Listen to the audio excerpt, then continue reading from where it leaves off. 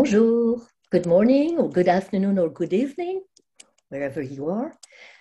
And a little bit in French. Bienvenue à cette visioconférence. Elle se fera en anglais avec l'interprétation en français. Elle est disponible en cliquant sur le globe au bas de votre écran ou à travers les trois petits points si vous utilisez le téléphone portable.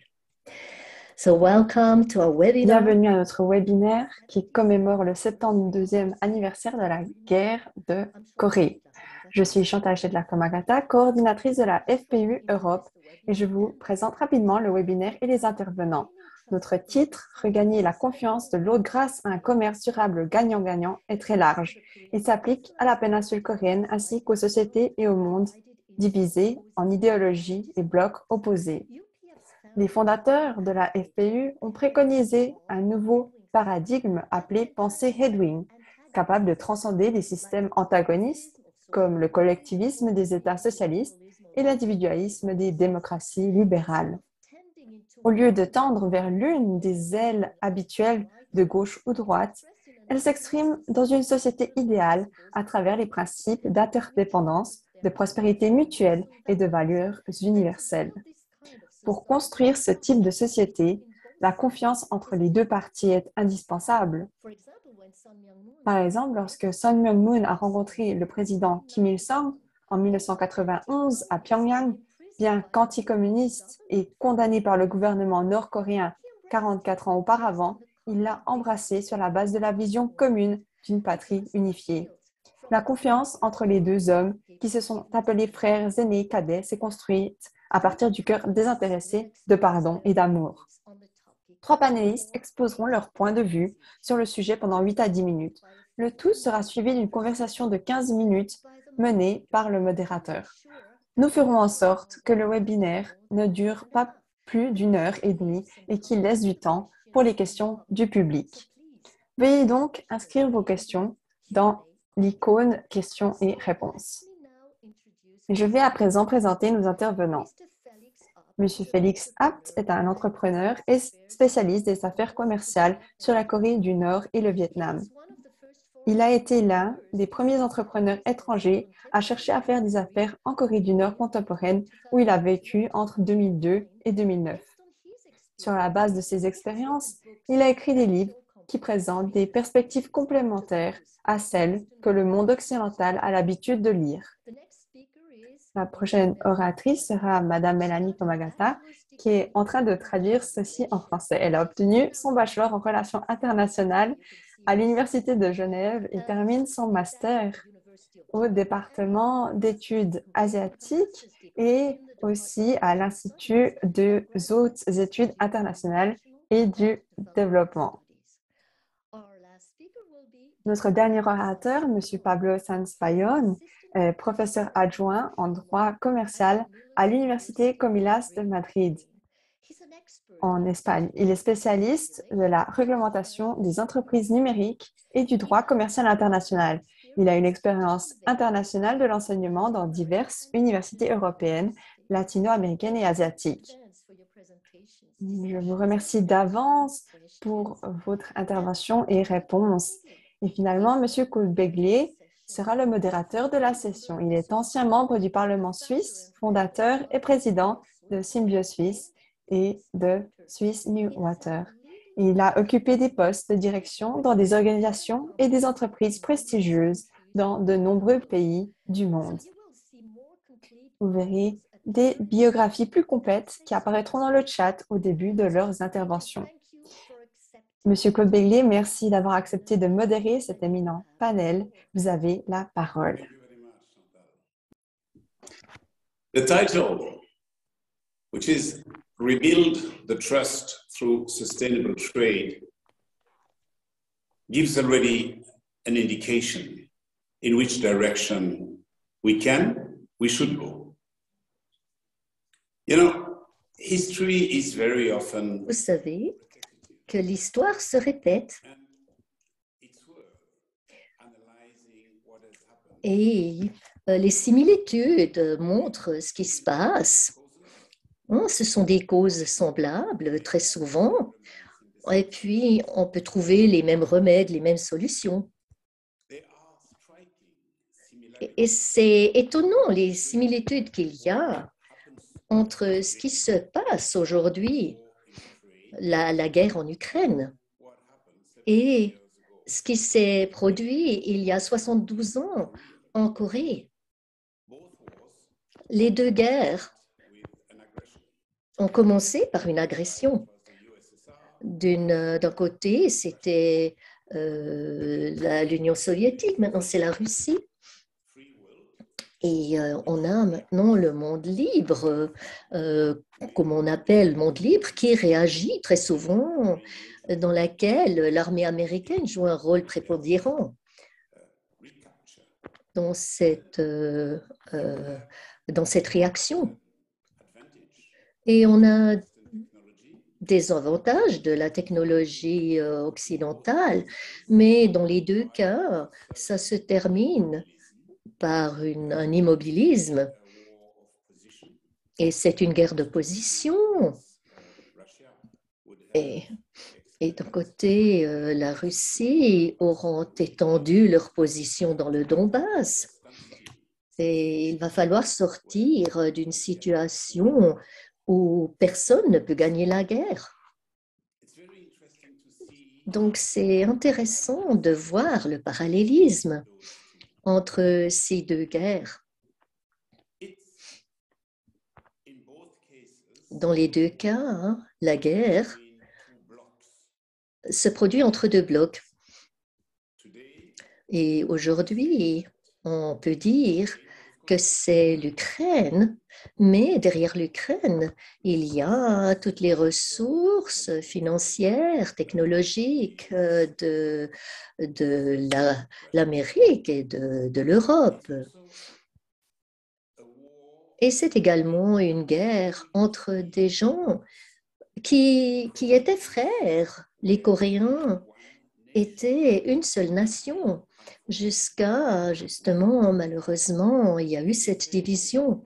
Et de la même manière, la Russie et l'Ukraine sont cousins par la culture, par la langue et par des liens économiques qui les lient ensemble.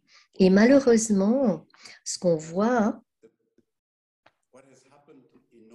ce qui s'est produit en Corée du Nord et en Corée du Sud, c'est une méfiance mutuelle et c'est exactement la même chose qui se produit en Ukraine. On peut s'imaginer que ça va prendre des années jusqu'à ce que les Ukrainiens et les Russes puissent ressentir qu'ils font partie de la même famille. Et c'est une guerre de propagande. Et c'est impressionnant quand vous écoutez la télévision russe, et pas seulement, et d'autres dans le monde, vous entendez vous entendez différentes histoires, différents narratifs, que ce que vous entendez dans les chaînes américaines et européennes. Donc, chacun défend sa vision du monde, comme le président Zelensky, qui est un très bon acteur, où il joue son rôle très bien. Mais c'est une guerre de propagande, d'opinion, dont on peut dire que c'est pratiquement aussi importante que la guerre dans les tranchées. C'est aussi une guerre économique. Le Donbass était lié à l'économie soviétique et aussi à l'Ukraine. On peut dire que jusqu'au début de la guerre, l'Ukraine, par exemple, la partie occidentale de l'Ukraine recevait beaucoup d'appels de la Biélorussie qui ne produit pas du charbon, ouais, mais qui venait du Donbass. Donc, il y a beaucoup de liens économiques. Et s'il s'agit de détruire l'économie, de refaire la paix, c'est aussi un problème. Il y a tellement de victimes au niveau local et mondial avec ce qui se passe de l'Ukraine et de la Russie, des deux côtés. Il faut sortir de cet immobilisme. Ce n'est pas possible de continuer de cette manière. Et c'est la même chose qu'il faut sortir de la position en Corée et en Europe de l'Est. Il faut restaurer le dialogue.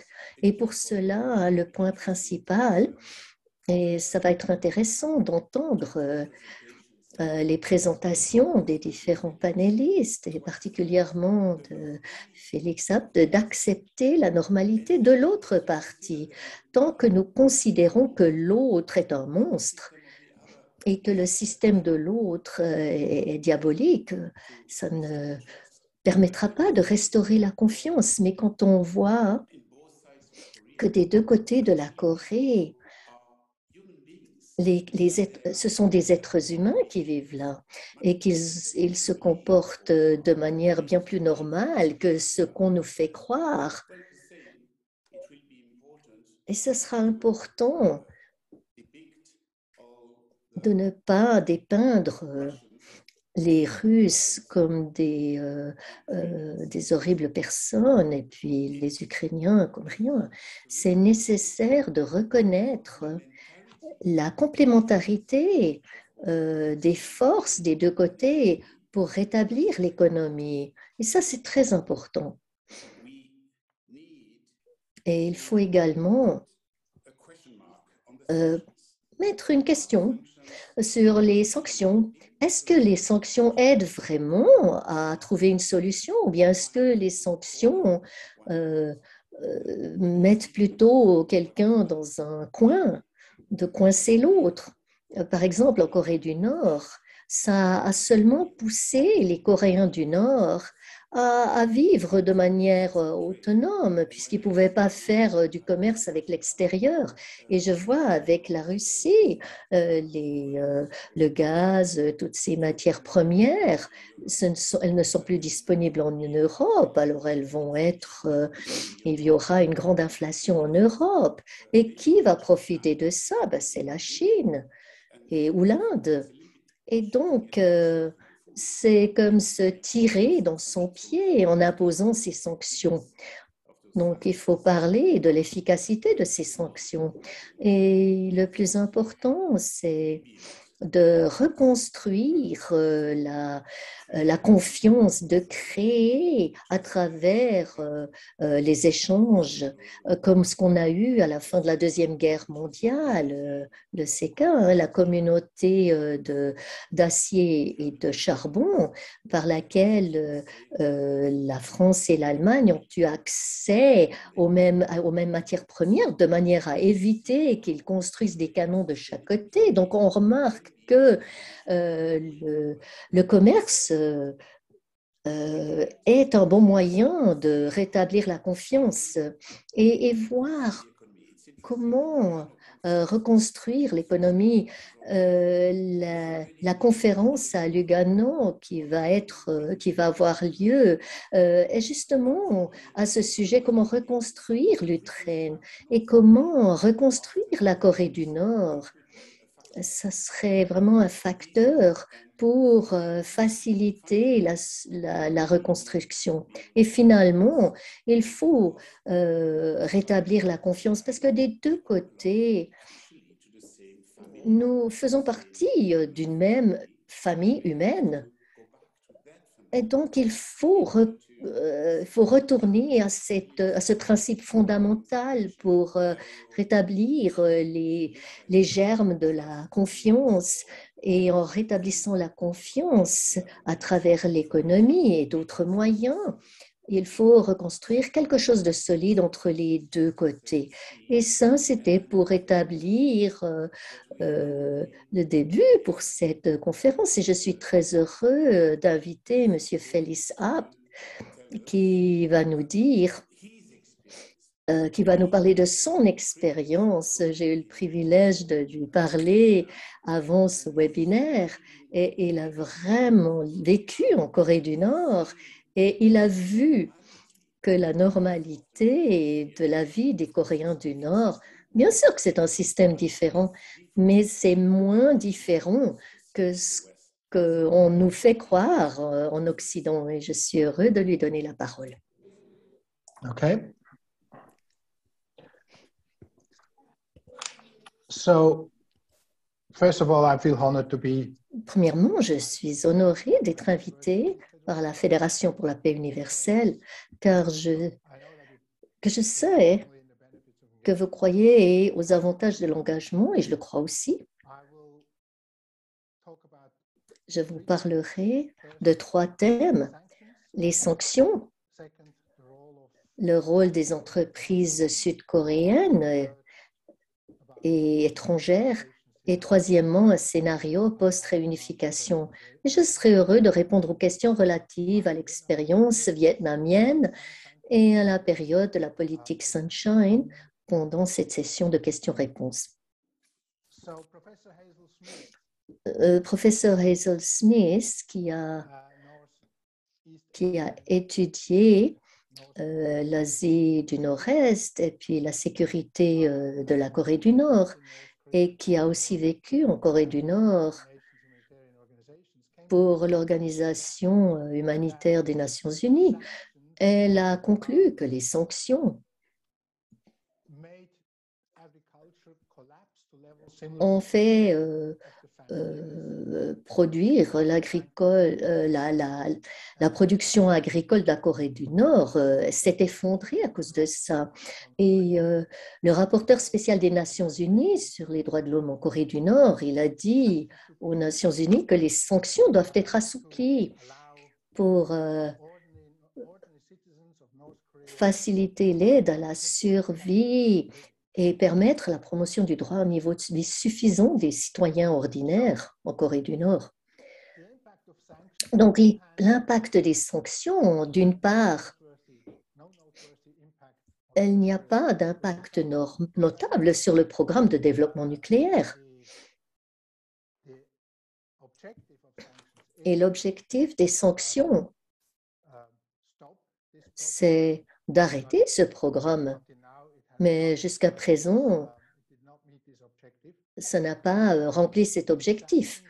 Et d'un autre côté, les sanctions ont eu un impact sévère sur l'économie des civils et la vie des Coréens aussi. La coopération économique intercoréenne s'est presque arrêtée ces dernières années. Il n'y a plus d'investissement étranger et il n'y a plus de possibilité légitime de générer des revenus, par exemple dans les ressources naturelles, l'habillement, puisque ces choses sont interdites à l'exportation. Je vais vous donner un exemple concret de l'impact des sanctions. En 2006, 3 agents ont été interdits par le Conseil et c'est pour les tests en laboratoire et pour la nourriture. On a besoin de 3 agents pour détecter les germes qui peuvent éviter que les consommateurs soient malades. Et ces sanctions, ces 3 agents ont été bannis. Et donc, les produits pharmaceutiques sont devenus dangereux et plus exportables. Et je me suis rendue à l'ambassade de Chine à Pyongyang et je leur ai offert le droit d'avoir de faire quelque chose pour interrompre cette interdiction. Mais à ce moment-là, les Chinois n'étaient pas d'accord. Je pense qu'aujourd'hui, ils seraient d'accord parce qu'ils ont vu entre-temps que ça a mené à une situation vraiment terrible dans le secteur de la santé, aussi dans l'industrie alimentaire. La levée progressive des sanctions a des avantages. Parce que si vous rétablissez l'importation du gaz et du pétrole, ça va rétablir la sécurité alimentaire pour tous. Aussi, ça va permettre de chauffer les usines, les immeubles, les bâtiments. Et aussi, ça permet de lutter contre le chômage qui est devenu un problème important à cause des sanctions. Parce que l'interdiction d'importer des produits qui peuvent être utilisés dans le secteur civil et militaire et qui sont exigés pour la manufacture de beaucoup de produits civils. Si on enlève ces sanctions, alors l'industrie va pouvoir repartir et des milliers de travailleurs vont pouvoir être réengagés. L'industrie de l'exportation de l'habillement avait des centaines de milliers de travailleurs avant les sanctions.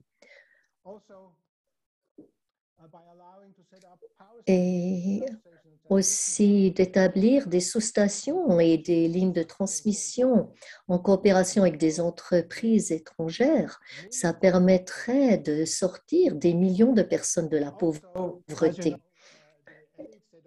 Et vous savez que l'élite ne travaille pas dans les mines. Et en autorisant la fourniture d'équipements étrangers pour moderniser les mines, ça pourrait rendre ces mines bien meilleures et sauver la vie de beaucoup de mineurs. Et aussi intégrer économiquement la Corée du Nord dans le monde des affaires et d'y introduire de bonnes pratiques commerciales en permettant aux entreprises sud-coréennes et étrangères d'installer à nouveau des usines légitimes et de créer une infrastructure adéquate que les gens et l'économie dont ils ont besoin. Si on permettait à la Corée du Nord d'adhérer à la Banque asiatique de développement et d'obtenir des prêts, ça aiderait à créer l'infrastructure adéquate. Le rôle des entreprises sud-coréennes, chinoises et autres dans le Nord, même après la levée des sanctions, il n'y a pas de centre d'investissement majeur parce qu'il y a une population faible, 25 millions seulement, une petite classe moyenne, aussi une absence d'un grand réservoir de main-d'œuvre qualifiée, de bonnes infrastructures et logistiques qui sont demandées par les grandes entreprises étrangères. Mais la RPDC est très compétitive pour les produits manufacturés à faible marge, souvent qui sont à forte intensité de main-d'œuvre, qui nécessitent un écosystème peu coûteux et moins sophistiqué. Et ces dernières années, de nombreuses entreprises à faible marge ont quitté la Chine pour des destinations à moindre coût, comme le Vietnam, en raison de la montée en flèche du coût de la main-d'œuvre en Chine. La technologie de l'information nécessite de faibles investissements et offre un potentiel de rendement élevé et un coût inférieur à celui d'autres centres de logiciels tels que l'Inde et le Vietnam. Ils ont exporté une très grande variété de produits IT et il n'y a qu'un obstacle tant que les ingénieurs de la Corée du Nord ne peuvent pas utiliser l'Internet et communiquer en ligne et développer des projets,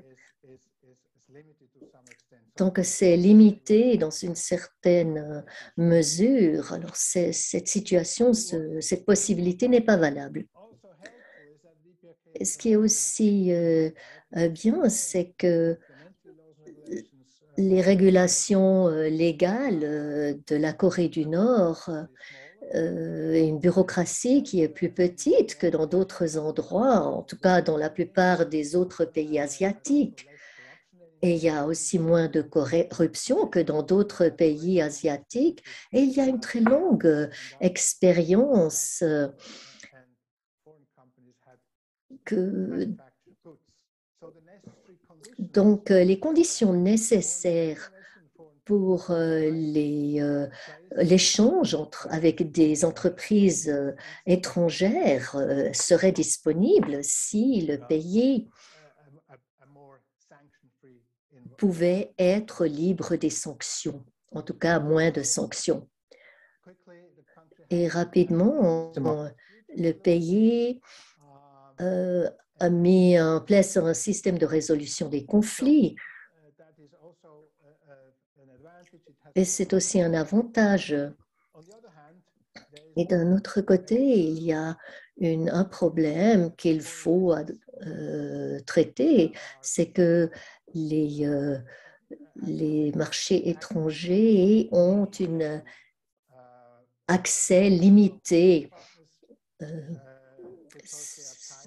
parce qu'ils sont liés à une organisation de sponsors que la RPDC devrait surmonter lorsque les sanctions sont limitées. Et en troisième, le scénario post-réunification, la réunification politiquement est probablement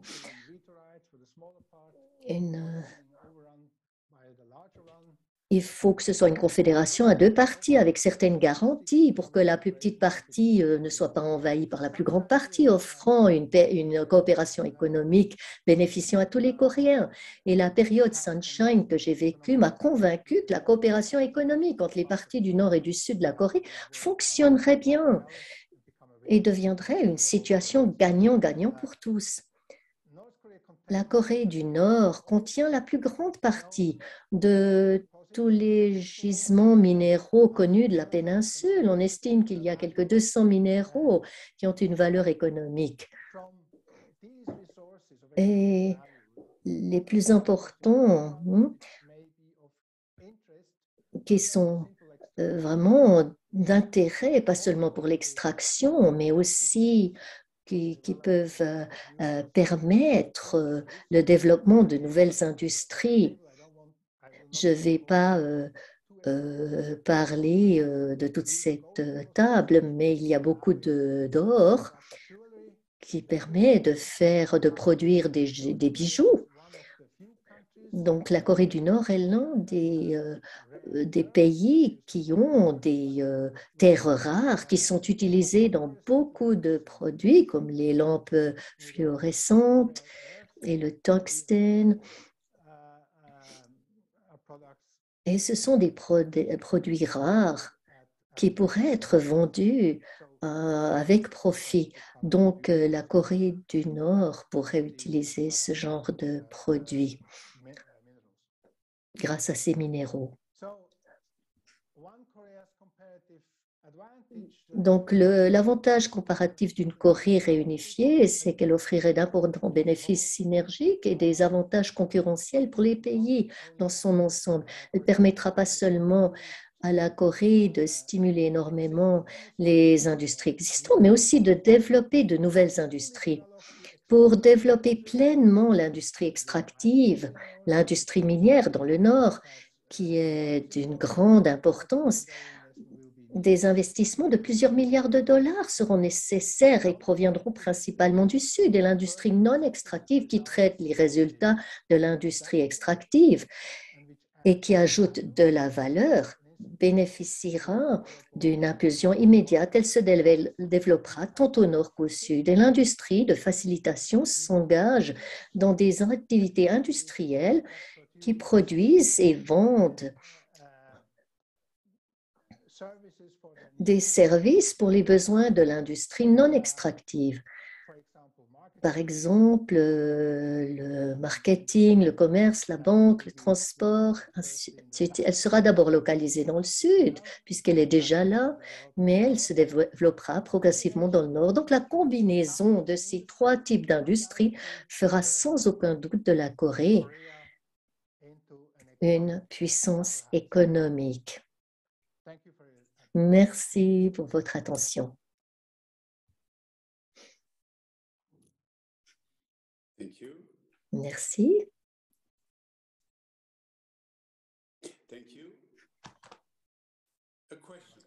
Une question. When we talked before that meeting, you explained Quand on a parlé avant cette rencontre, vous m'avez dit qu'en allant à Pyongyang, l'autorité communiste s'attendait à recevoir des cadeaux de l'Occident, de faire une usine. Et vous avez dit non. Nous devons créer de la valeur ajoutée en début. Et nous ne pouvons que partager une fois que vous aurez ajouté une valeur.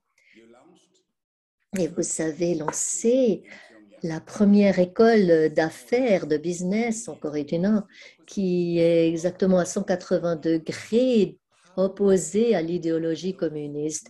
Et dans quelle mesure ces nouvelles idées de votre part, créons de la valeur avant de la partager et créons de nouvelles normes à travers cette école. Comment est-ce que ça a été accepté? Comment a été la réaction des Corées du Nord à ces nouvelles idées si différentes the other side of the world? So du monde extérieur? Quelle était l'acceptance de ces mesures? Premièrement, l'Union soviétique était le partenaire principal de la Corée du Nord en 1990-91, jusqu'à ce qu'il s'effondre en 91. L'Union soviétique a fourni beaucoup d'énergie subventionnée, et quand cet échange et cette énergie subventionnée a disparu, il y a eu une grande crise dans le pays. Et ce qui s'est passé alors, et en même temps, il y avait des calamités naturelles, des catastrophes naturelles qui ont mené à la famine et à une crise économique terrible. Donc, ce qui s'est produit, c'est que les pays étrangers et les ONG sont venus avec de l'aide, médicaments, nourriture, tout gratuitement pendant plusieurs années. Et quand je suis venue en 2002, il y a eu comme une certaine addiction à l'aide, recevoir des choses gratuitement. Et moi, je ne venais pas de ce même groupe de gens auxquels ils étaient habitués. J'étais un homme d'affaires. J'ai dit, je n'ai rien à offrir que nos connaissances et peut-être un petit capital, mais nous devons travailler ensemble pour vous et pour nous. Et il nous faut accomplir un profit ensemble et ensuite le partager. Et ça a été un concept totalement nouveau pour eux, qui a été difficile à comprendre. Mais je savais à ce moment-là qu'ils se plaignaient d'une culture de la dépendance. Et ils étaient conscients du fait qu'ils étaient devenus dépendants des étrangers, de leur aide. Et les Coréens, ils aiment être indépendants. Et nous, les hommes d'affaires, nous allons vous aider à marcher à aller de vos propres ailes, à établir des industries durables. Et donc, vous aurez moins besoin d'aide des autres. Et à ce moment-là, ils ont commencé à m'accepter. Et puis ils ont dit, mais pour faire ça, il faut apprendre des choses. Maintenant, les entreprises étatiques ne sont plus soutenues par l'État, et c'est soutenu par les consommateurs. Et les entreprises étatiques devaient produire des produits que les consommateurs pouvaient acheter à des prix que les gens acceptaient. Et puis, à ce moment-là, quand je suis venue à Pyongyang, ils m'ont dit, ces entreprises n'ont pas de département des ventes Je dis, si vous voulez vendre des produits aux consommateurs, ils doivent connaître ces produits. Et vous pouvez faire de la pub. Et ce n'est pas contre le socialisme, parce que c'est aussi fait dans des pays socialistes comme le Vietnam et la Chine. Et après un certain temps, ils ont accepté le concept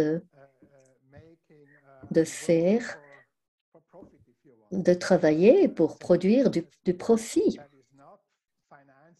qui n'est pas financé par des gens, des gentilles personnes d'ailleurs, mais qui est créé par les Coréens du Nord avec nous. Et quelques années plus tard, ils ont remarqué que ça fonctionnait. Merci beaucoup. Ce sont vraiment les graines pour construire quelque chose avec l'Occident. Merci beaucoup. Nous allons continuer avec la prochaine oratrice. Thank you very much. I'm very honored. Je suis honorée de participer à ce webinaire et de m'exprimer parmi des panélistes très expérimentés. Merci, Monsieur Abt. C'était très intéressant d'entendre vos expériences. Jean m'a demandé de contribuer à la discussion en regardant l'histoire, aussi de tirer des leçons du passé en ce qui concerne l'établissement de la confiance et la résolution de la question coréenne. Et la première question, c'est qu'est-ce qui a créé la méfiance et la désunion au sein du peuple coréen? On pense à la guerre de Corée qui a bien sûr laissé une profonde cicatrice et un abîme entre les Coréens. Cependant, je pense que la division de la Corée a des racines beaucoup plus anciennes et plus complexe. Si nous regardons son histoire, la péninsule a été un territoire uni pendant des siècles sous les royaumes Koryo et Choson avec une langue et une culture commune. Néanmoins, le peuple coréen a également été divisé à certains égards. C'est surtout à la fin du 19e siècle, à l'époque de l'impérialisme, que les puissances étrangères ont commencé à s'intéresser à la péninsule coréenne, notamment en raison de sa position géopolitique, une caractéristique qui reste inchangée. Bien qu'elle soit vassale de la Chine dans le cadre du système tributaire centré sur la Chine qui existait alors, la Corée a conclu des traités inégaux avec des puissances extérieures comme le Japon en 1876 qui l'a poussée à s'ouvrir au monde. La Corée a également noué des relations avec les États-Unis, la Russie, la Grande-Bretagne, l'Allemagne, l'Italie et la France. Au milieu de cette rivalité de grands empires tentant d'étendre leur sphère d'influence en Asie du Nord-Est, la Corée se trouvait alors dans une situation dangereuse, risquant de perdre son intégrité territoriale comme une crevette parmi les baleines. En conséquence de cette rivalité des grandes puissances au sujet de la Corée, les puissances mondiales craignent que la péninsule ne soit prise par une autre nation, ce dont les grandes puissances d'aujourd'hui ont encore peur. Par conséquent, afin d'utiliser la Corée comme zone tampon et d'empêcher tout empire de s'emparer de cette péninsule à multiples reprises entre la fin du 19e siècle et l'annexion de la Corée par le Japon, les grandes puissances ont tenté de neutraliser la péninsule en s'appuyant sur des modèles comme la Suisse et la Belgique. On n'en parle pas souvent. D'un autre côté, au sein du gouvernement et de la population, les gens se rangeaient du côté de certaines puissances. Par exemple, la reine Min, l'épouse du roi Kojong, Chosang, était pro-russe. Et il y avait d'autres factions au sein du gouvernement qui soutenaient la Chine, d'autres les États-Unis, le Japon. Et cette désunion au sein du gouvernement n'a pas aidé la faiblesse nationale déjà existante. En effet, les Coréens pro-japonais ont également plus tard coopéré avec le gouvernement japonais et soutenu son intrusion et son annexion de la Corée. Cette désunion interne est toujours présente aujourd'hui. D'autre part, une partie de la population et des responsables gouvernementaux étaient mécontents de l'intrusion croissante de puissances étrangères dans leur pays et de nombreuses rébellions et soulèvements ont eu lieu contre celles-ci. En outre, ceux qui voulaient protéger l'intégrité territoriale et l'indépendance nationale de la Corée ont également tenté de la neutraliser. Et de cette manière, déjà avant la colonisation et la division, le peuple coréen était quelque peu divisé en raison de l'influence des puissances étrangères. Et la question coréenne faisait l'objet de discussions entre les grandes puissances afin d'apporter la stabilité en Asie du Nord-Est.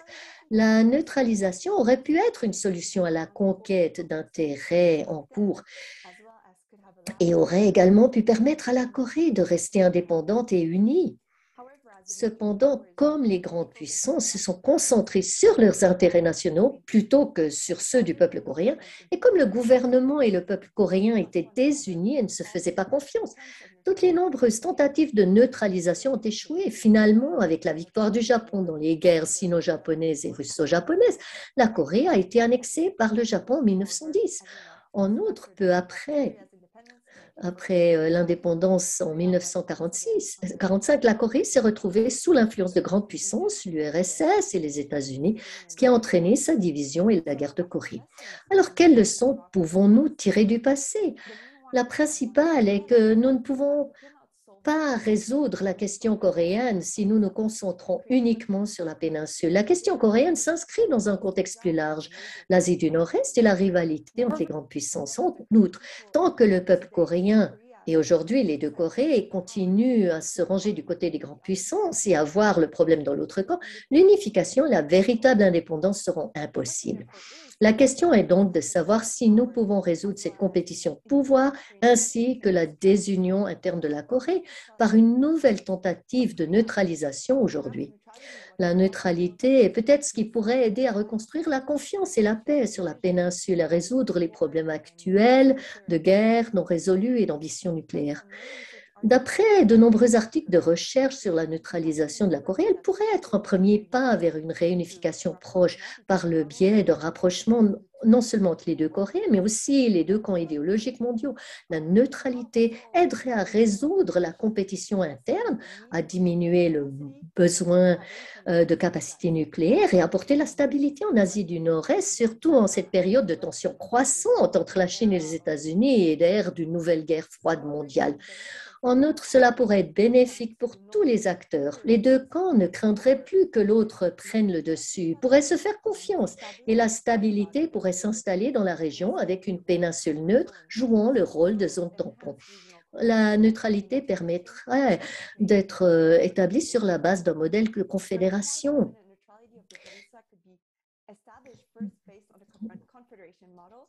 Comme l'ont proposé et comme l'a mentionné M.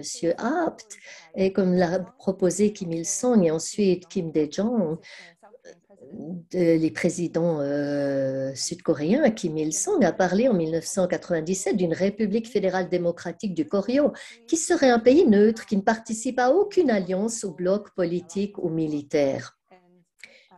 Et l'ancien président de la Corée du Sud, Kim Dae-jong, pensait à une confédération où chaque gouvernement conserverait son système, ou à une fédération avec un seul gouvernement qui gérerait les relations extérieures et la défense, mais avec des gouvernements régionaux autonomes pour gérer les affaires intérieures régionales. Il y a différentes options. Cependant, la neutralisation ne va pas sans risque ni condition. Les risques pourraient être que certains acteurs ne respecteraient pas l'accord ou la convention internationale pour la neutralité de la Corée, par exemple en lançant une attaque surprise et en prenant le contrôle de toute la péninsule. En effet, la Corée du Sud craint que si les États-Unis retirent leurs troupes, la Corée du Nord et la Chine y voient une occasion de prendre le pouvoir. Cependant, ce problème pourrait être résolu par la présence de troupes internationales de maintien de la paix. En outre, il y a de nombreuses conditions de neutralisation. Un point particulier lié au sujet d'aujourd'hui est la confiance. La confiance est intéressante parce que la conséquence de la neutralisation serait d'augmenter la confiance et ils devraient résoudre leurs problèmes et avoir plus d'impartialité et de faire partie de la même équipe. Et c'est ce que le président Kim Dae-jong et No Moon-hyung ont fait avec la Sunshine Policy entre 1998 et 2008 pour créer un environnement de confiance avec la Corée du Nord, en n'ayant aucune intention d'absorber la Corée du Nord, ce que la Chine et la Corée du Nord craignaient, et en poursuivant activement une coopération et une interaction pacifique avec la Corée du Nord. ce qu'ils ont fait par le biais de projets économiques communs. Et lors des pourparlers à 6, le président Roh Moo-hyung a créé un environnement de confiance en désignant le développement nucléaire de la Corée du Nord comme une question à résoudre par le dialogue entre les États-Unis et la Corée du Nord. En outre, il n'a pas défini la Corée du Nord comme une menace et a combattu les sanctions qui, selon lui, ne pouvaient pas arrêter le développement nucléaire. De cette manière, la Corée du Sud a séparé le problème de la Corée du Nord. De plus, cet environnement de confiance pourrait être développé davantage par la neutralisation, à mon avis. Il existe de nombreux modèles sur lesquels la neutralisation de la Corée pourrait s'appuyer. Je pense que le modèle suisse de neutralité active est particulièrement intéressant. Le 27 juillet 1953, lors de la signature de l'armistice de la guerre de Corée, la Suisse, en tant que nation neutre, a été nommée avec la Suède, la Tchécoslovaquie et la Pologne, membres de la Commission de surveillance des nations neutres. NNSC. Aujourd'hui, seules les délégations suisses et suédoises subsistent, les deux autres ayant été licenciées avec la fin de la guerre froide. Cependant, le rôle de la NNSC en tant qu'entité neutre et indépendante reste important sur la péninsule coréenne par le biais de mesures de confiance, comme l'a expliqué l'année dernière lors d'un webinaire de la FPU, le général Patrick Gauchat, alors chef de la délégation suisse. Je me souviens qu'il a mis l'accent sur le nombre de croissant de mesures de confiance prises sur le plan militaire comme base pour parvenir à un traité de paix sur le plan politique. Et parmi les exemples, on peut citer le retrait des mines dans la zone démilitarisée, les opérations conjointes, la démolition des postes de garde et les accords techniques sur la maintenance. Autant de mesures qui, selon les deux parties, permettent de réduire les tensions et de transformer la zone démilitarisée en une zone de paix. La NNSC a aussi proposé différentes mesures de confiance, telles que l'augmentation des exercices conjoints, la profondeur de l'observation, la vérification de l'absence d'armes et la diminution du nombre de troupes américaines. Le général Gauchat a dit que la valeur ajoutée de la NNSC est appréciée par toutes les parties comme le seul organisme neutre contribuant à diminuer les risques dans la zone démilitarisée. Ainsi, la participation de la Suisse au NNSC depuis 1953 marque le début de la neutralité active de la Suisse.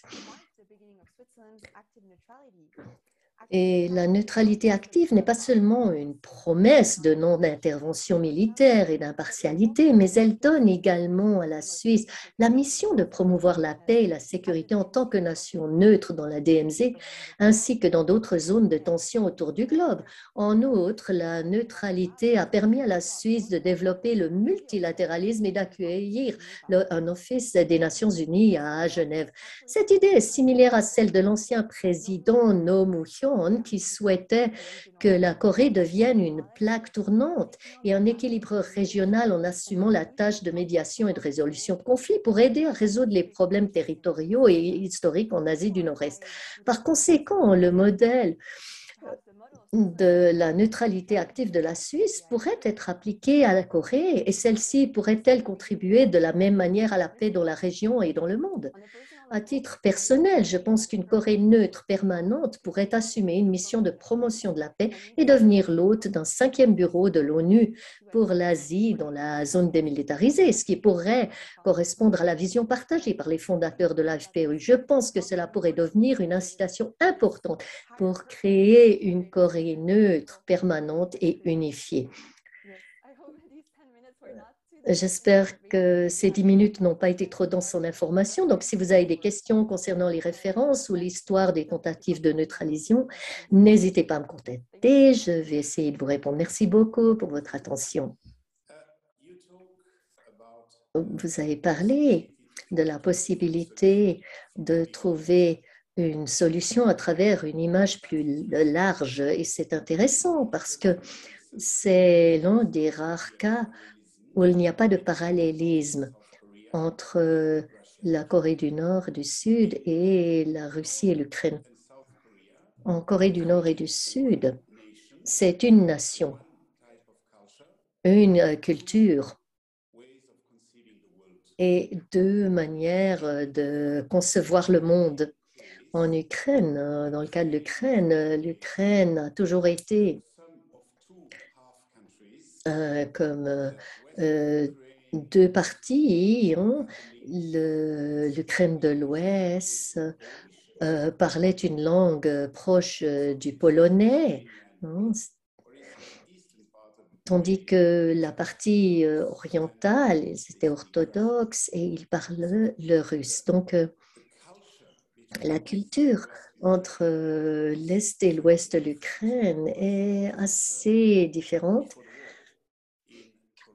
tandis que la culture en Corée était la même. Donc, une question difficile. Est-ce que vous croyez que c'est plus facile dans les deux cas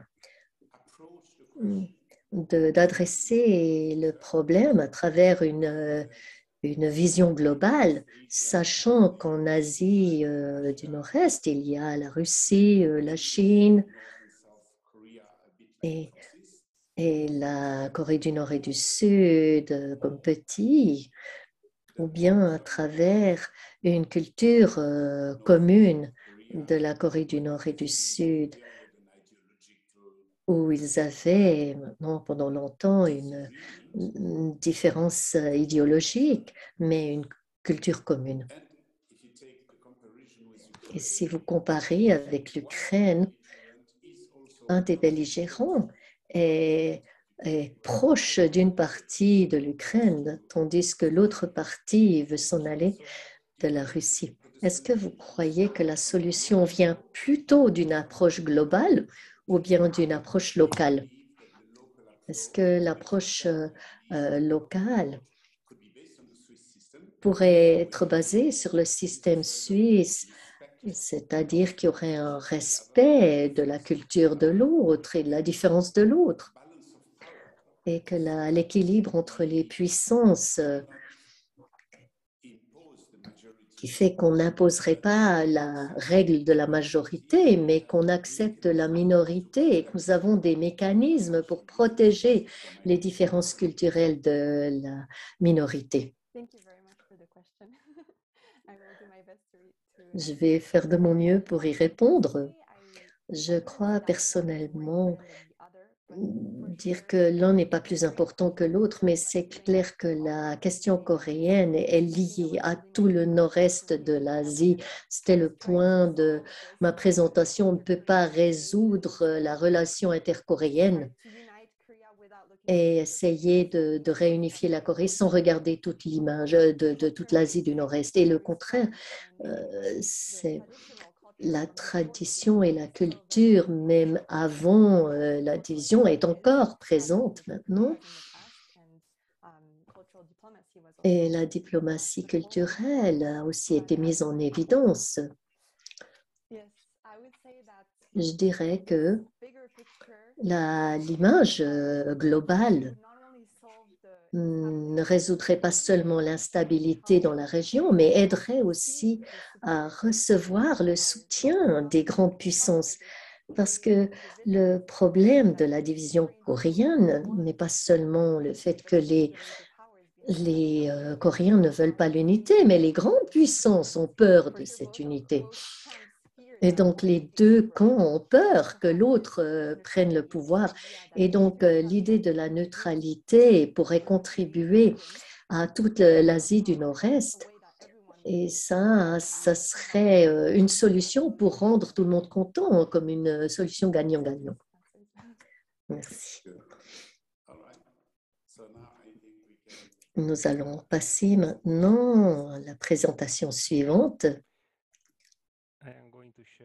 Je vais partager mon écran. Yes. Fantastic. Good. Good afternoon. Thank you very much for. Bonjour, merci de m'avoir invité.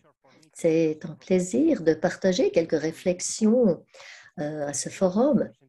Et le nom de le but, c'est d'offrir des apports constructifs pour soutenir le développement économique de la Corée du Sud, Corée, et pour avoir une Corée unifiée et j'aimerais parler des pas qu'il faut prendre, qui doivent être pris par la Corée du Nord et le reste du monde pour obtenir un bénéfice mutuel pour que les bénéfices soient des deux côtés. Je crois que la Corée, la réunification de la Corée est nécessaire. Bien sûr que c'est un projet ambitieux qui va avoir beaucoup de défis et de risques pour une approche économique de la réunification des deux Corées. Il faut se baser sur la réalité. Le réalisme est requis. La réunification de la Corée pour un marché ouvert va prendre du temps, mais on peut commencer maintenant. Comme vous le savez, le revenu par habitant en Corée du Nord en 2017 était de $700, soit le 180 du classement mondial. Et le revenu par habitant en Corée du Sud est 46 fois plus élevé et le troisième du monde. En 2000, l'économie de la Corée du Sud était 53 fois plus importante que celle du Nord. Et en 2017, cet écart était passé à 97 fois. Ça nous montre que plus nous attendons et plus ça prendra du temps pour réunifier les deux Corées. La première question, c'est de se demander pourquoi la Corée du Nord est si pauvre.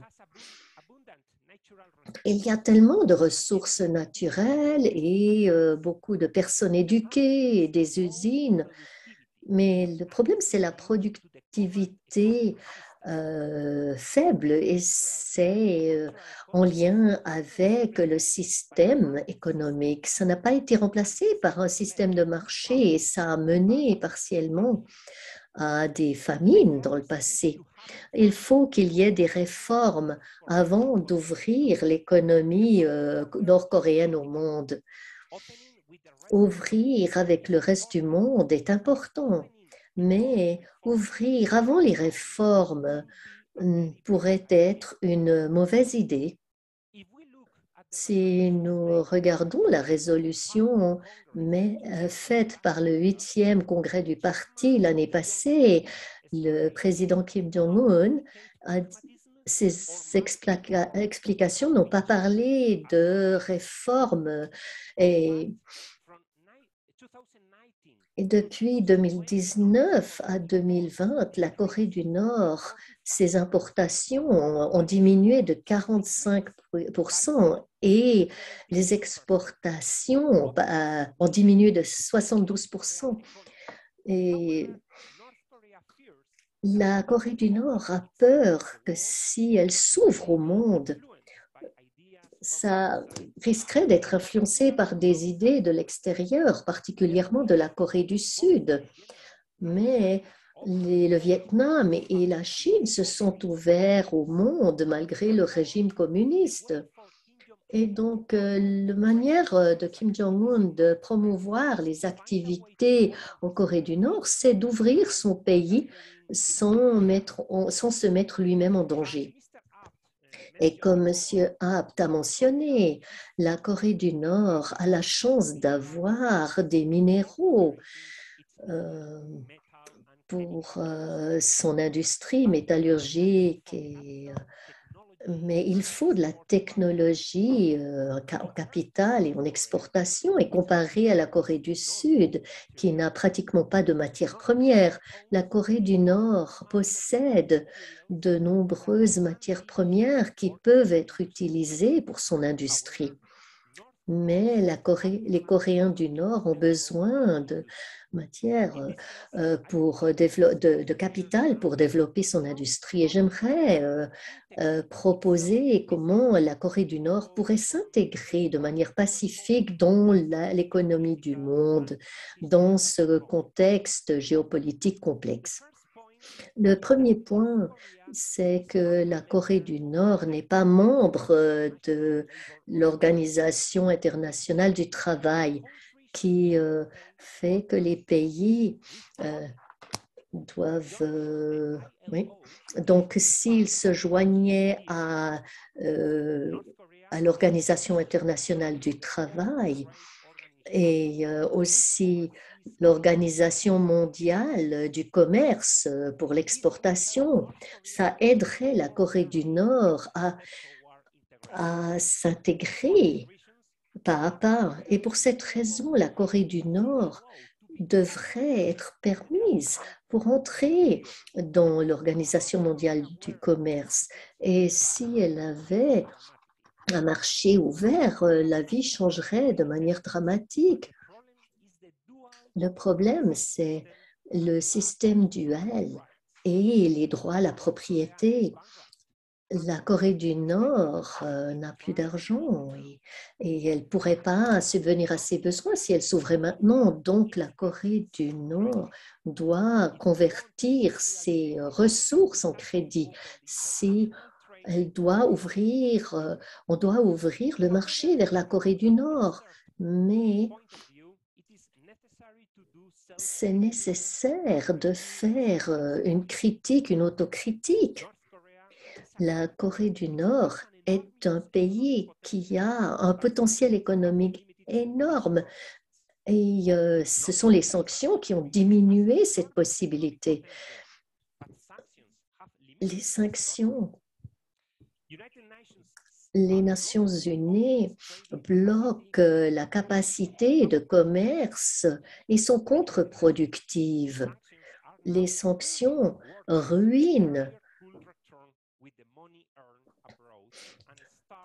et c'est difficile de commencer de petites affaires dans donc la communauté internationale perd la possibilité d'avoir des relations avec la Corée du Nord de manière durable. Donc le seul moyen, c'est de commencer le dialogue avec la Corée du Nord et de les persuader à avoir un trajet plus pacifique. Et j'aimerais indiquer une réflexion. L'histoire a toujours des enseignements à nous donner. La sagesse des pays, c'est de connaître l'histoire de leur pays et de celle des autres. Dans ce sens, l'unification de l'Allemagne et du Vietnam sont aussi des enseignements, mais aussi les réformes en Corée du Sud et les réformes en Chine. Il y a deux réformes que la Corée du Nord pourrait apprendre.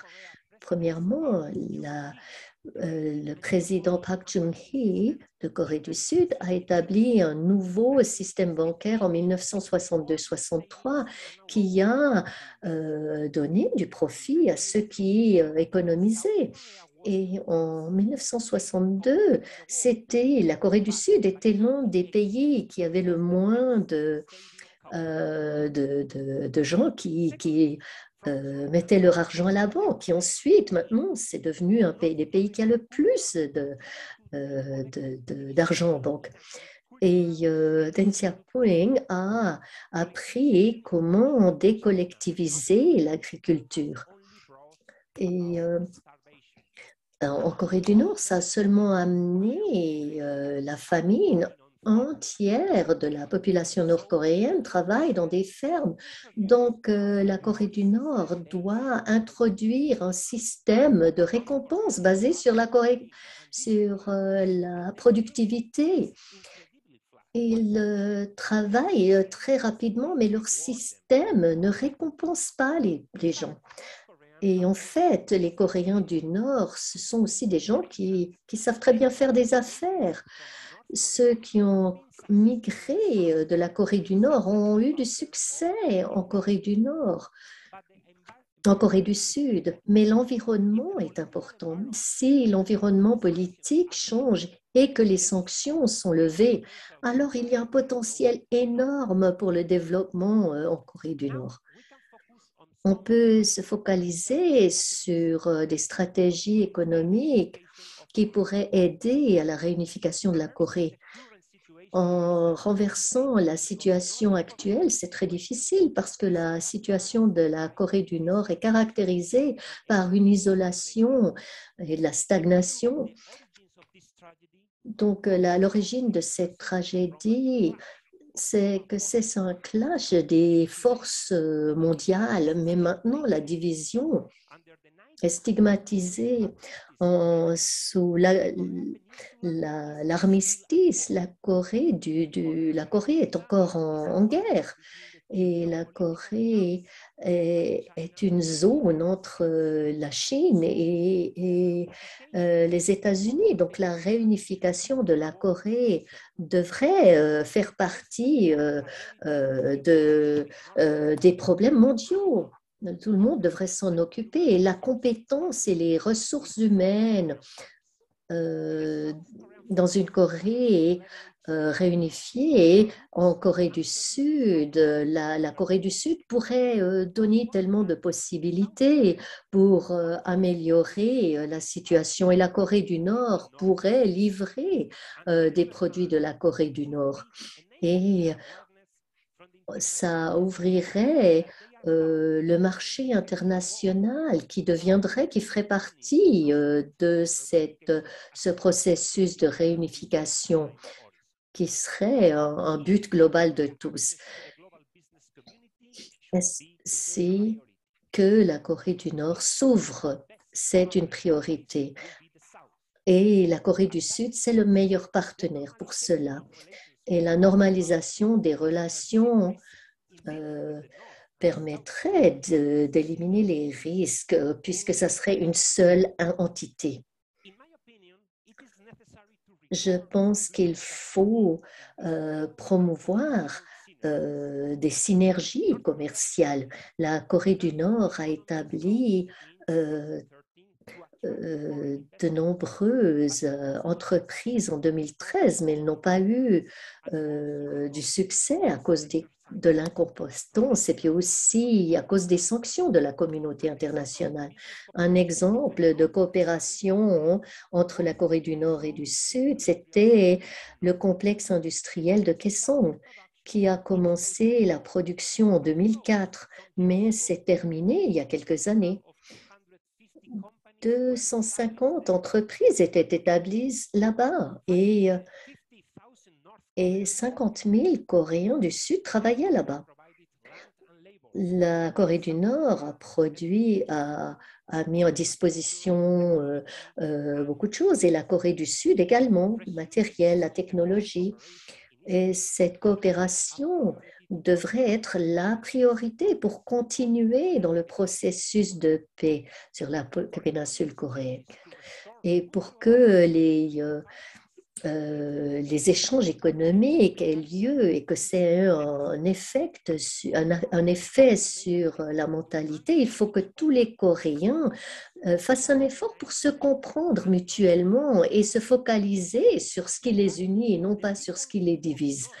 Et les gens du Nord, de Corée du Nord et du Sud travaillent dur et travaillent pour l'excellence. Donc, ils doivent travailler pour se pardonner mutuellement, tout comme l'Allemagne et la France y sont arrivés, qui a permis la construction de l'Union européenne.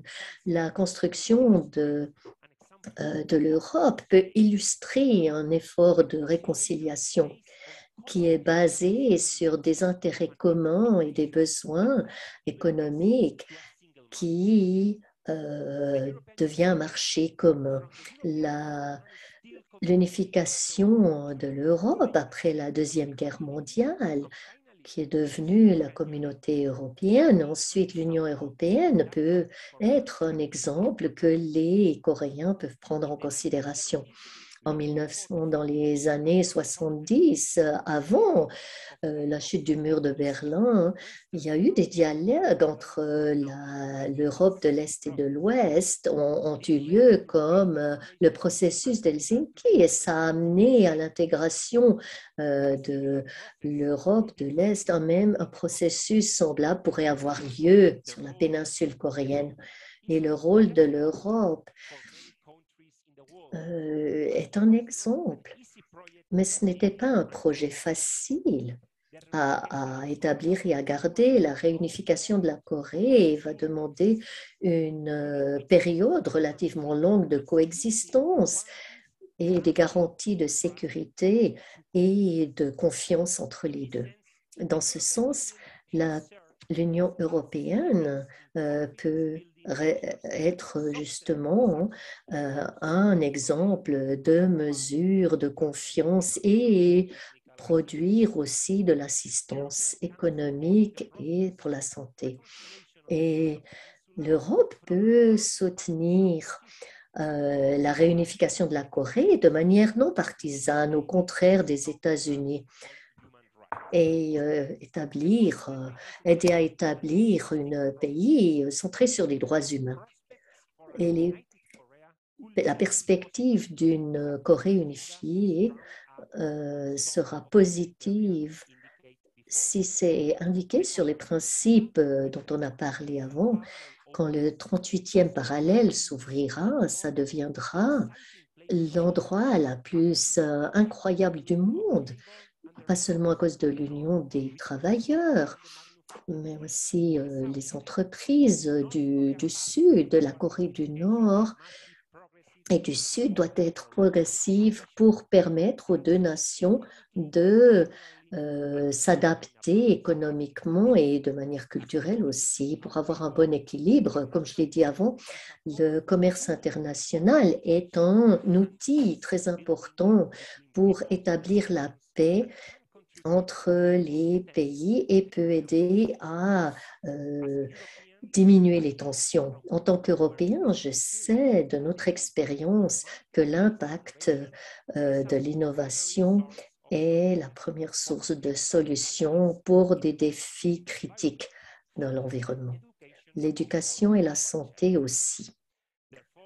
Et pourquoi une réunification pacifique des deux Corées devrait être établie sur un développement mutuel économique. J'espère que c'était intéressant. Merci beaucoup.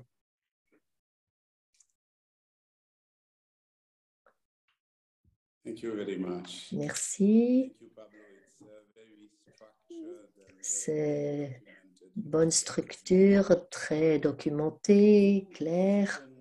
Vous avez mentionné que jusqu'en 97, le revenu par habitant était vraiment différent. Ce nombre est énorme. Cette différence est énorme. Vous avez aussi mentionné, bien sûr, le parallélisme avec la réconciliation de l'Allemagne, de l'Est et du Ouest, et savoir que si ça va trop vite, on a tout à coup des mouvements politiques étranges en Allemagne de l'Est parce que les gens sont frustrés par la réunification.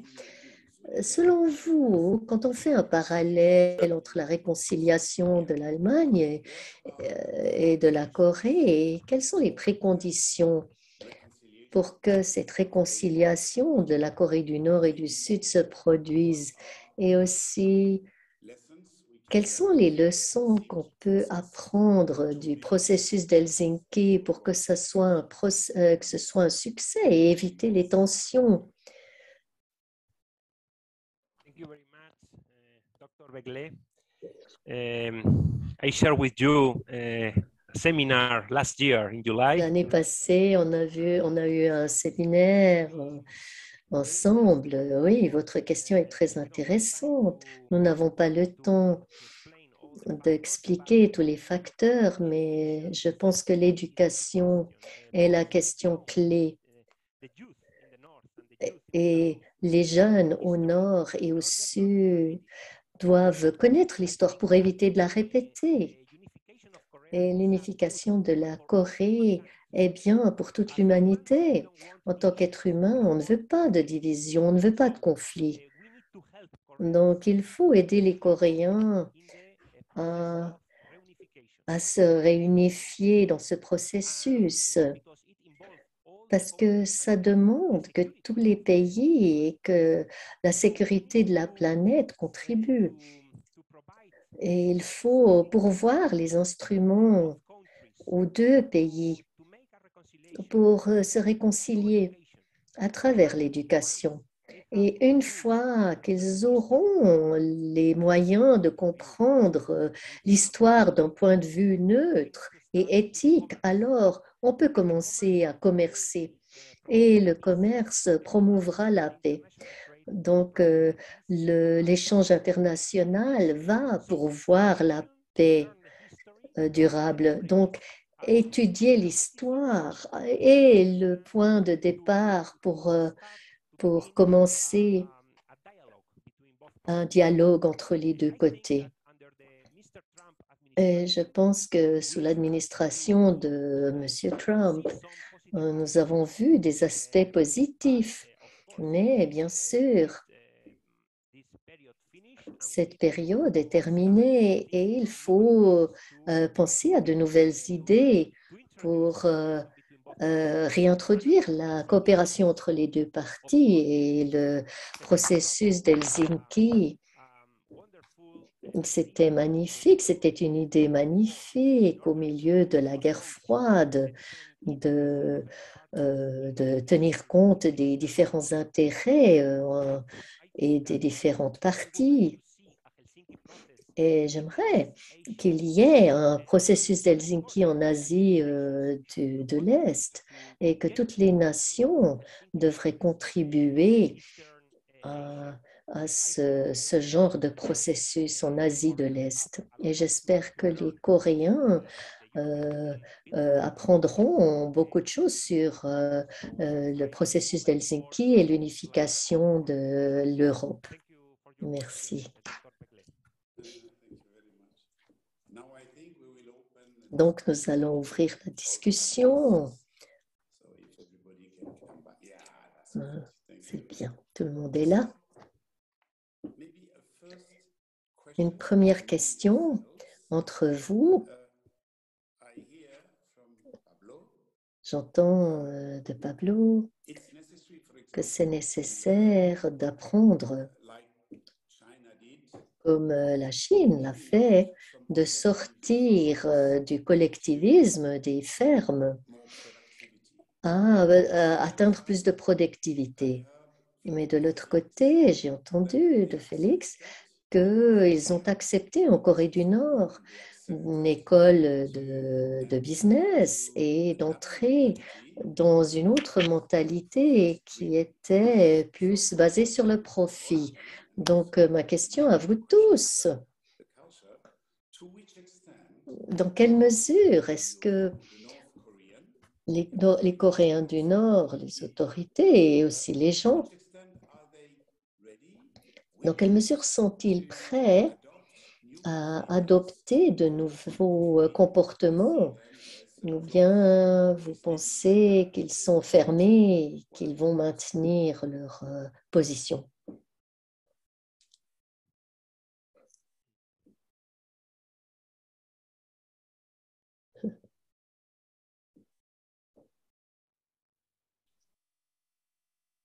No views?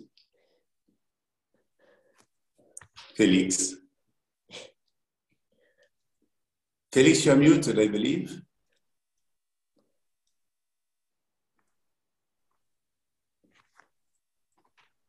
Okay, can you hear me? Yes, now, yeah. Thank you. All right, I think,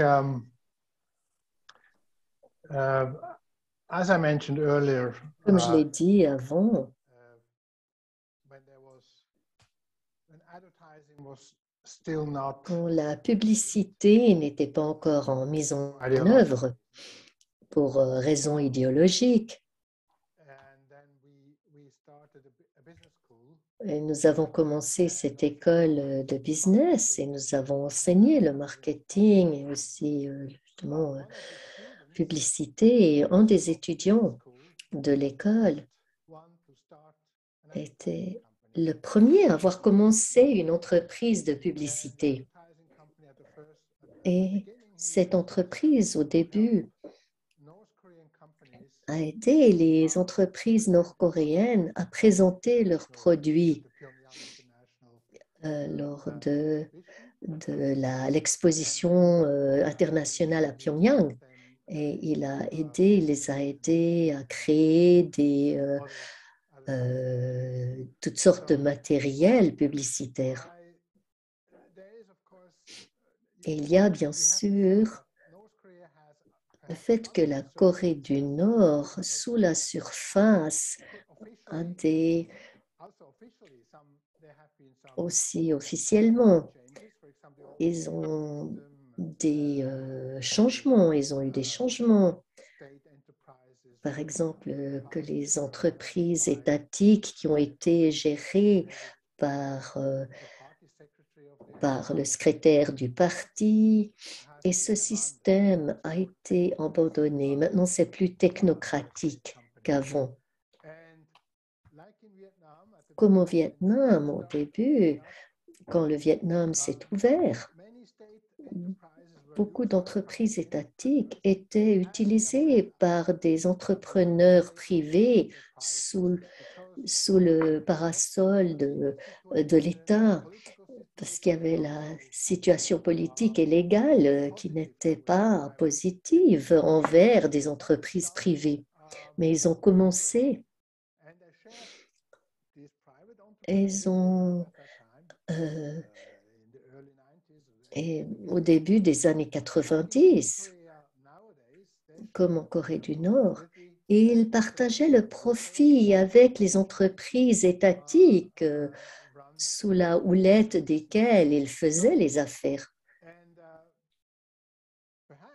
Donc peut-être que les entreprises privées sous la houlette de l'État seraient plus profitables que les entreprises d'État elles-mêmes. Et il y a beaucoup depuis la famine, la grande famine, beaucoup de gens ont commencé toutes sortes de petites entreprises, donc de vente de nourriture dans les rues. Il y a déjà beaucoup d'entreprises privées qui se développent dans la culture. Moi-même, j'ai rencontré un Coréen du Nord qui travaillait dans une industrie métallurgique. Il avait plus de travail et puis il est allé dans la campagne et a vendu ses produits pour profit.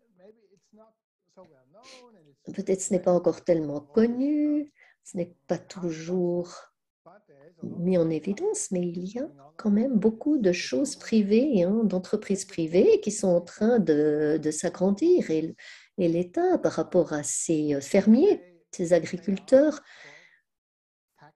il leur demande des taxes, des impôts. Indirectement, reconnaît ce qu'ils font et les reconnaît en tant que contributeurs d'impôts et leur permet de produire de manière privée et de vendre des produits de l'agriculture. Ouais. Et ces activités privées ont contribué à un accroissement de l'économie.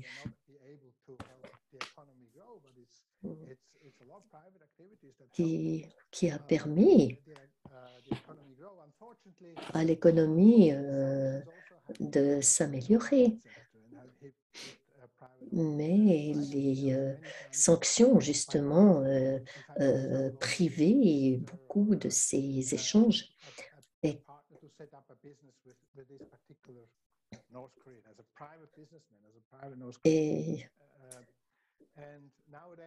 Et de nos jours, c'est impossible de trouver des gens qui veuillent s'engager là de l'extérieur parce qu'à cause des sanctions, dans l'importation, dans l'exportation, même d'investir en Corée du Nord est interdit. Donc ça me fait de la peine pour les Coréens du Nord qui recherchent des partenaires d'affaires et des réseaux pour vendre leurs produits.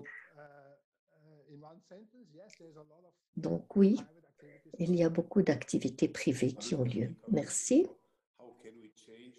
Comment est-ce qu'on peut changer ça sans avoir d'entrepreneurs qui vont dans ce pays? Ah, je partage l'opinion de M. Abt. Et c'est ce qu'il a dit sur les sanctions.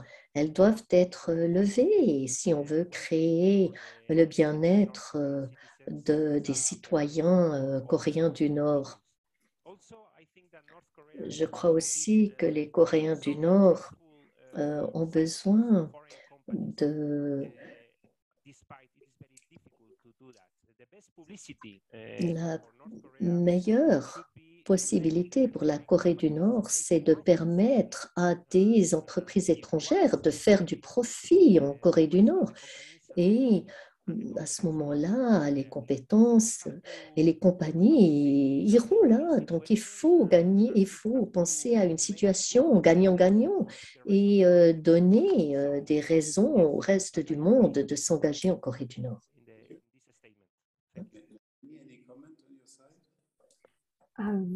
Yes, just shortly. I think if we look at the history in Si on general, regarde l'histoire en général et que la Corée du Nord qui essaye de se maintenir sans soutien extérieur, il y a des signes d'ouverture, surtout pendant la politique Sunshine avec l'échange entre les deux, comme ça a été expliqué, aussi à Kaesong, aussi le développement touristique comme ça, comme Gansan. Donc la Corée du Nord était prête à coopérer avec la Corée du Sud. Donc il y avait une possibilité et ça sera de nouveau possible dans le futur. J'étais surpris quand j'ai visité une entreprise de chaussures. Et il y a une sorte de chaussure, je pensais qu'elle allait être produite, mais en fait, ils avaient beaucoup de modèles différents et avec différentes couleurs. Et j'ai découvert une petite salle dans laquelle il y avait 4 dessinateurs qui travaillaient avec des gens à Milan pour offrir quelque chose qui correspond à la mode dans l'Ouest. Et on voit beaucoup de dames qui sont très bien habillées. Et donc, il y a ce désir d'avoir la mode. Et donc, le changement est en train de se produire. Et j'ai aussi été surpris. Il y a aussi beaucoup de marchés noirs.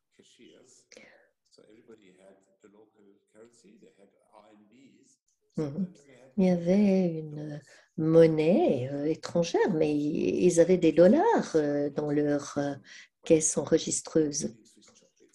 Il y avait aussi du chocolat suisse parce que on ne peut pas empêcher la nature. Les gens veulent. Et si ce n'est pas possible de faire des marchés, et peut-être que ce n'est pas autant que dans un marché ouvert, mais ils vont essayer d'avoir des échanges. Et c'est naturel. J'aimerais poser une autre question. Est-ce que vous croyez que la coopération entre le monde extérieur et la Corée du Sud et les États-Unis et la Corée du Nord devrait commencer par les mines, l'industrie lourde, parce qu'en fait, comme vous l'avez dit,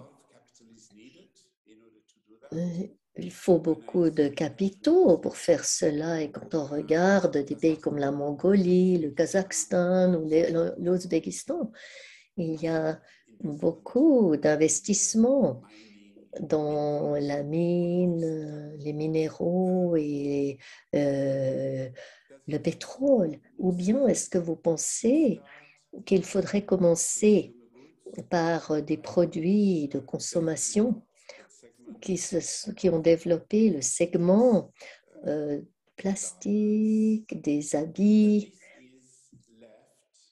Et ça c'est plutôt, c'est pas planifié de manière centrale, mais c'est fait province par province, donc de manière plus locale. Est-ce que vous croyez que c'est mieux de commencer par de petites choses dans l'industrie de consommation qui correspond aux besoins de la population, ou bien est-ce que c'est mieux de commencer par l'industrie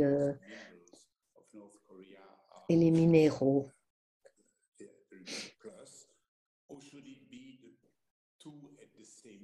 Bien, faudrait-il commencer par les deux en même temps? Qu'est-ce que vous pensez?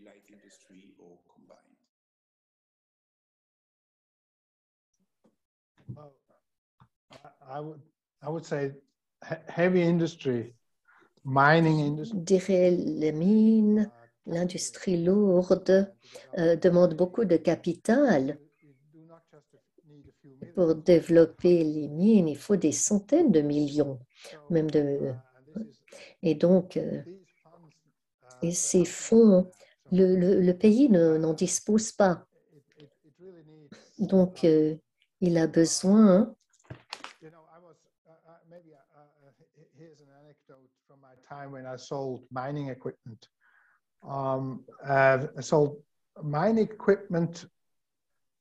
J'ai vendu de l'équipement de mine aux entreprises chinoises qui extrayaient des minéraux des mines nord-coréennes et les Coréens du Nord ne pouvaient pas acheter l'équipement pour les mines.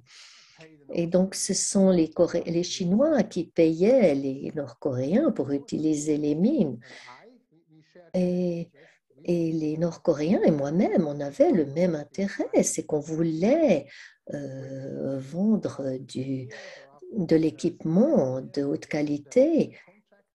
Et donc, après la fin du contrat entre les Nord-Coréens et la Chine, qu'ils puissent continuer à extraire les minéraux avec l'équipement qui durerait bien plus longtemps. Et puis, ce serait possible de produire plus d'argent. Et ils avaient déjà l'équipement qui était préfinancé. Mais les Chinois voulaient amener leur équipement et après la fin du contrat, les Coréens du Nord ne pouvaient plus utiliser cet équipement qui était usé. Et nous avions le même besoin d'utiliser de l'équipement de bonne qualité qui puisse être utilisé bien plus longtemps. En général, cet équipement est très cher et donc l'argent n'est pas disponible. Et je pense que les produits de consommation qui demandent peu de capital et qui demandent plus de travail parce que ça demande beaucoup de travailleurs et puis ça peut facilement être exporté. Donc, on préfère cela. Ouais. Et ça a été fait dans le passé. Les Coréens du Nord et les étrangers ont produit toutes sortes de choses en Corée du Nord, des vêtements, des sacs, donc par des étrangers, mais aussi par des Coréens du Nord et qui ont été ensuite exportés dans d'autres pays. Of course, if we look at Europe, Si nous regardons l'Europe, comme Dr. Sansa dit,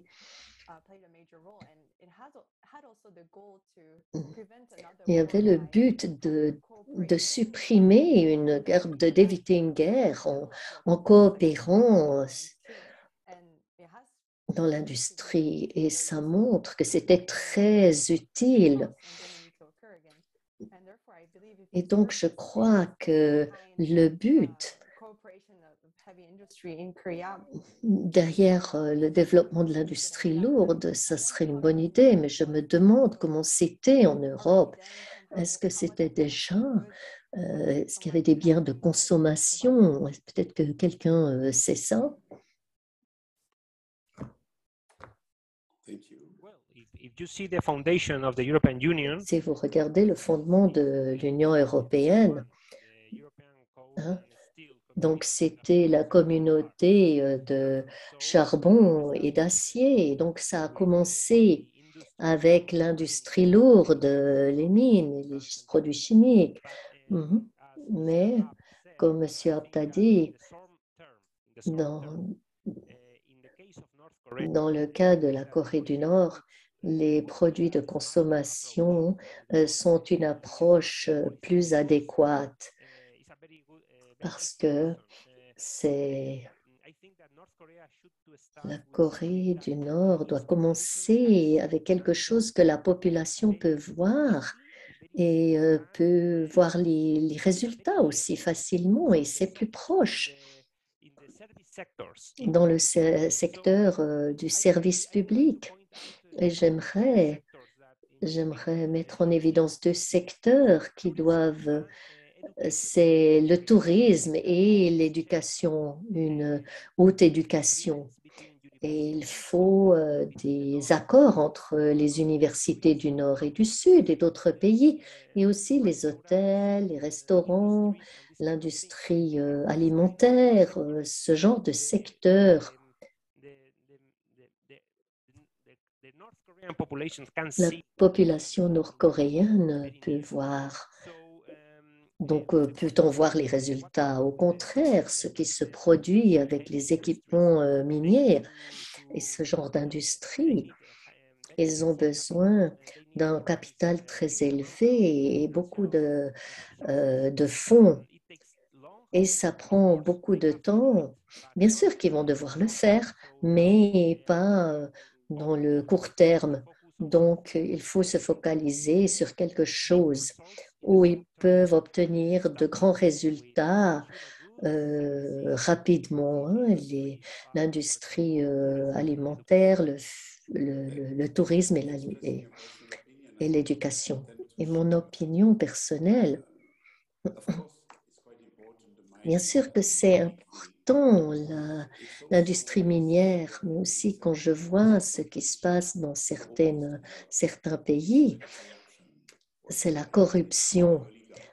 Et les oligarches ont pu se faire de grandes fortunes dans la privatisation de conglomérats et dans les petites entreprises de consommation. Ça change la manière de vivre pour les habitants. Il faut bien sûr les deux, mais je pense que les biens de consommation vont être plus rapidement avoir plus rapidement un résultat.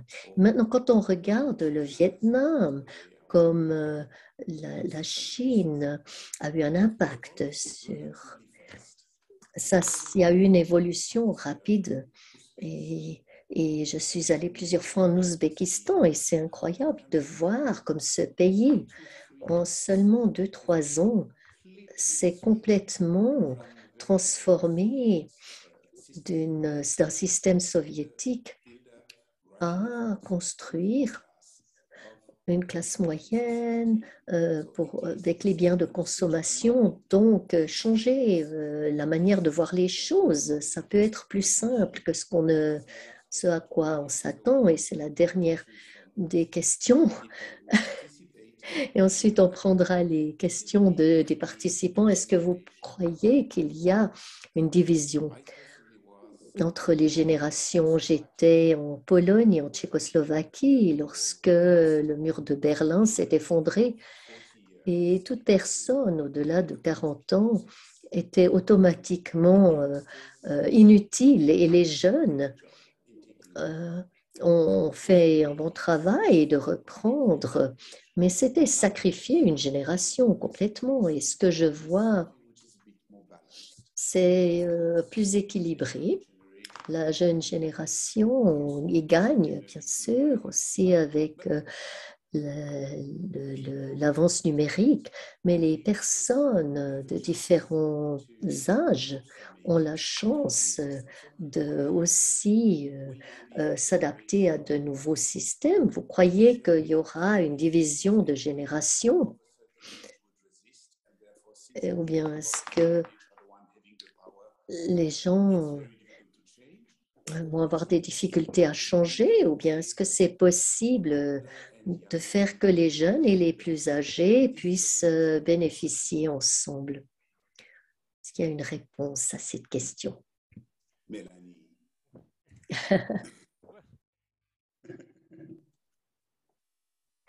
Well, I think that Dr. Begley, I really see Moi, je pense que a generation divide il y a une division entre les générations, particulièrement au sud. from 20, 30 years ago. Il y a 20-30 ans, le K-pop, toute la culture moderne, l'industrie musicale ont mis, ils étaient sous l'influence occidentale, et la génération dans le sud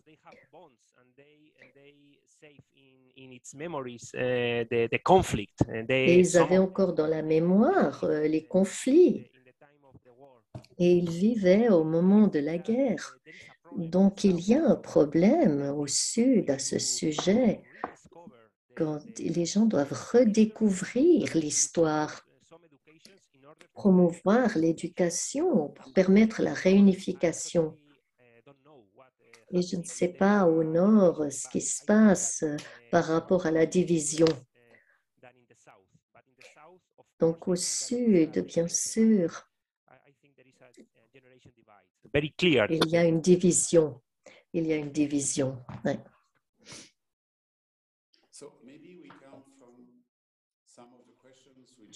Donc, des questions de l'audience. La première question de Dr. Yoshihiro Yamazaki.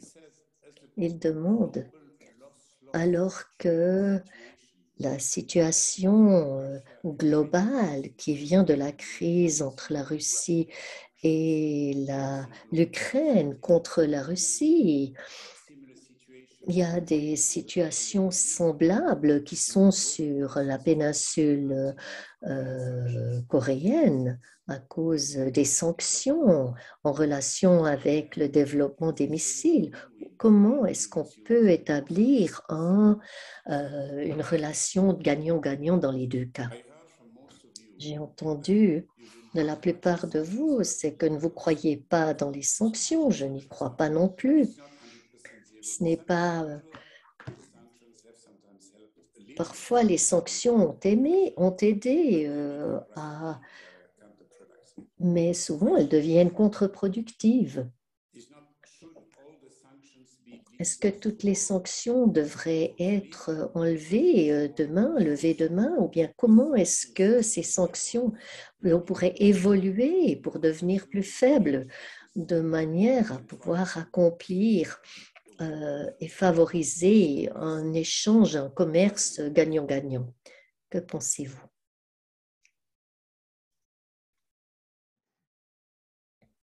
Well, I think if the needs of all parties involved are considered, for example, the security needs, les besoins en sécurité, si les besoins en sécurité de la Russie avaient été considérés avant le conflit, ce conflit n'aurait pas été nécessaire et ces sanctions économiques qui sont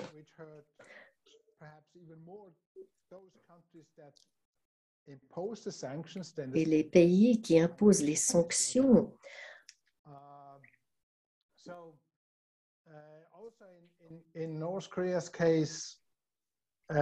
Et dans le cas de la Corée du Nord, they were lifted, perhaps linked to certain conditions that would consider the security needs Et si on a des mesures qui assurent la sécurité dans les autres pays, that seems to be fair. alors A solution has to be global. il faut une solution globale qui prend en considération les besoins de tous les pays. Il ne faut pas qu'un des partis dicte ses règles à l'autre. Et si on trouve une solution gagnant-gagnant, alors ce problème sera résolu. J'ai encore une question de Wim Kostler en Hollande. Et sachant que les gouvernements autocratiques ne sont pas venus en paix avec les démocraties libérales, est-ce que les relations ne devraient pas faire partie d'une vision plus globale? Donc l'économie pourrait influencer l'esprit de leaders autocratiques.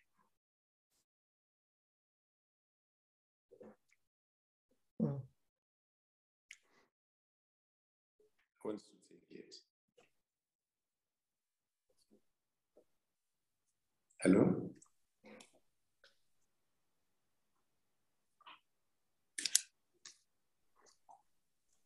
Anybody wants to? Est-ce que quelqu'un veut répondre? Quel est l'impact des mesures économiques sur la disponibilité des leaders politiques? Quel est l'impact? Probablement, s'il y a une qualité de vie meilleure, qu'on appelle le bien-être de la classe moyenne, ça permet l'acceptation de la classe dirigeante par la population.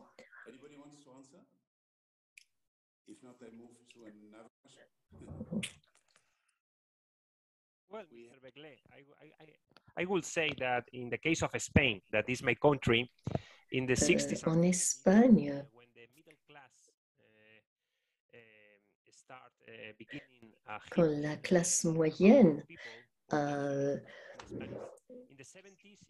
les années 70, le système autocratique s'est transformé automatiquement en démocratie. Donc, elle a admis un autre système.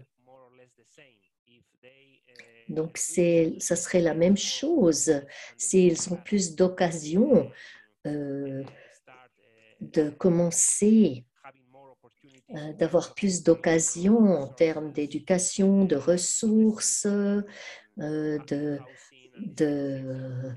logement. Donc, un système autocratique devrait changer et devenir un système démocratique. Probablement, on ne connaît pas exactement le futur, mais si on peut examiner ce développement entre autocratique et démocratique, ce serait très positif pour tous les Coréens. I'm very sorry, Dr.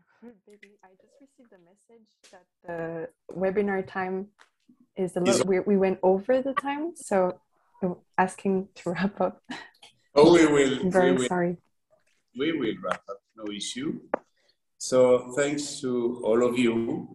I think it was a very... Merci à vous tous. C'était une discussion franche et ouverte et les questions sont tellement fondamentales qu'il est impossible de prétendre de trouver une réponse définitive. Mais c'est un dialogue qu'il faut continuer de poursuivre. Et plus nous continuer à aller dans la normalité avec ces thèmes, et plus nous trouverons un moyen, une voie moyenne, une voie médiane pour aller de l'avant. Merci beaucoup à vous tous pour tout le temps que vous avez consacré Et merci aux trois qui avaient contribué de manière très intéressante et espérons que dans le cas coréen et aussi dans le cas de la Russie et de l'Ukraine, parce qu'il y a tellement de parallélismes que